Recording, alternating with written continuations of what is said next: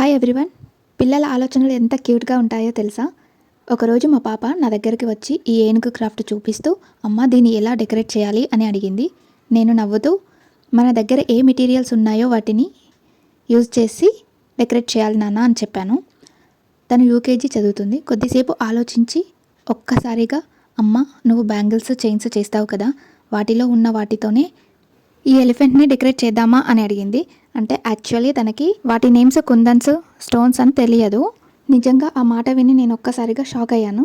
అరే ఇలా కూడా ఆలోచిస్తారా పిల్లలు అని అనిపించింది.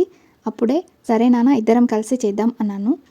ఆ తర్వాత ఒక్కో కుందన్ స్టోన్ని చాలా జాగ్రత్తగా తానే స్టిక్ చేసింది. నేను కొంచెం హెల్ప్ చేశాను అంతే, కానీ ఎక్కువగా తానే చేసింది. ప్రతి స్టోన్ అందించిన తర్వాత తన ముఖంలో కనిపించిన ఆనందం చూస్తుంటే నా మనసు చాలా హ్యాపీగా అనిపించింది. చివరికి క్రాఫ్ట్ పూర్తయ్యాక అమ్మ ఎంత బాగుంది కదా అని తన చిన్న స్మైల్తో చెప్పింది. నిజంగా ఫైనల్ అవుట్పుట్ చూశాక నాకు కూడా చాలా నచ్చింది. ఈ ఐడియా తనకు ఎలా వచ్చిందో నాకు తెలియదు, కానీ పిల్లలు ఇమాజినేషన్ నిజంగా లిమిట్స్ ఉండవు. మా పాప హ్యాపీగా ఫీల్ అవ్వడం చూసి నేను కూడా చాలా హ్యాపీ అయ్యాను. మీకు తన ఐడియా ఎలా నచ్చింది అండ్ ఈ లిటిల్ ఎలిఫెంట్ డెకరేషన్ ఎలా అనిపించింది కామెంట్లో తప్పకుండా చెప్పండి. మా చిన్నారికి మీ బ్లెస్సింగ్స్ కూడా ఇవ్వండి. ఈ పేజీని కూడా ఫాలో చేసేయండి. Thank you for watching.